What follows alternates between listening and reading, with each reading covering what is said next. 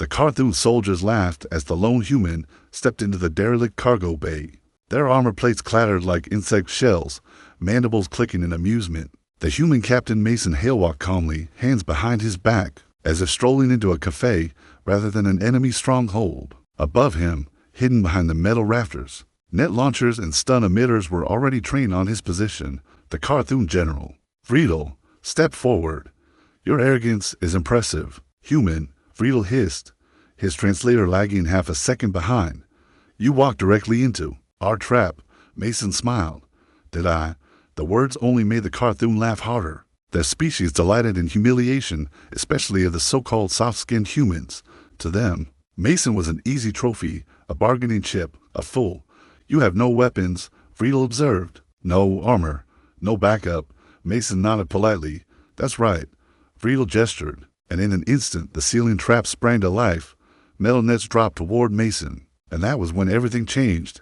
The nets didn't fall properly. Instead, they tangled midair, jerked sideways, sparked violently, and snapped into an impossible knot before collapsing harmlessly to meters away. The Carthoon. "Stop laughing. Interesting," Mason said lightly. "Seems your tech is having a bad day." Friedel hissed. "This is impossible. Our systems were triple-checked." Mason shrugged. "Sure. But you checked them before I boarded." Something dawned on the general's alien face fear. "You sabotaged." "Not me," Mason said, glancing upward. Them. At that cue, the derelict cargo bay lights flickered, and tiny shapes emerged from within the rafters, small, beetle-sized mechanical creatures, each with a glowing blue eye. The Carthoon reactions ranged from shock to outright panic. "Human microdrones," Mason explained, as his machine scuttled along the beams, severing cables and jamming circuits. "We call them mites. Personally designed them. They slip into any mechanical system you rely on and rearrange things." The stun emitters overloaded. The blast doors sealed shut on their own. Screens flickered, flashing with corrupted Carthoon command code.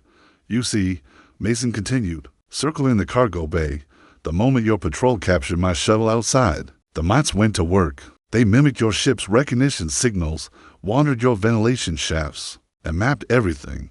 A series of explosions sounded above them as power relays blew. "I didn't walk into your trap," Mason said. "I laid mine first." The Carthoon scrambled for their weapons only for the pulse. Rifles to lock up in their hands. A few rifles detonated with harmless flashes as the safety systems went haywire. Several soldiers dropped them with shrieks. Friedel roared, lunging at Mason with bear claws. But halfway across the bay his armor froze, servos misfiring. He crashed face first into the floor. Mason walked up to him, crouching calmly. "Humans don't like being underestimated," he said quietly. "You should have learned that by now." Friedel glared up at him. "Your species are chaotic, unpredictable, adaptive." Mason corrected. "We're adaptive." Behind him, the bay doors opened, but not by Carthoon control. A column of human Marines in matte black armor marched in, rifles raised, but relaxed. Their commander saluted Mason. "Captain, perimeter sealed. All defenses compromised. Ready to extract." "Thanks," Mason said. "Round everyone up. No casualties. They're worth more alive than dead." The Marines nodded and moved through the cargo bay, effortlessly restraining the disoriented Carthoon soldiers. Some fought weakly, others simply stared in shock. One of them whispered, mandibles trembling, "How did humans build machines so small?" Mason overheard. "Same way we built everything else in the galaxy that scares you," he said. "Curiosity, and the willingness to poke things until they break." As he walked past Friedel, the general snarled, "We will learn from this, human." "Next time." "There won't be a next time," Mason said, pausing, "because by the time you figure out today's trick, we'll already be on tomorrow's." He tapped his wrist. A single might climb onto his glove, blinking up at him like a pet bird. "Adaptability," Mason repeated. "It's our real superpower." The Marines escorted the Carthoon prisoners out, and the captured stronghold was secured within minutes. Once outside, Mason stepped onto the rocky plateau overlooking the alien canyon, the Carthoon base now flickering with blue sparks from sabotaged systems. His second-in-command, Lieutenant Reyes, approached. "You actually let them think they caught you?" Mason grinned. "They needed confidence. Overconfidence is predictable. Predictable things are easy to exploit." Reyes laughed. "I swear. You humans are terrifying." Mason raised an eyebrow. "You are human." "Yeah," Reyes said, "and I'm still terrified." They both chuckled as the dropship descended to pick them up. The wind kicked up dust around their boots.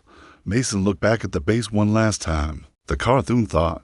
They had engineered the perfect trap, but they didn't understand humans, not really. Humans didn't rely on brute force or perfect planning. They relied on ingenuity, improvisation, and an almost reckless boldness. Sometimes the trap you walk into is the one you set yourself, and sometimes the laugh at the beginning belongs to the losers at the end.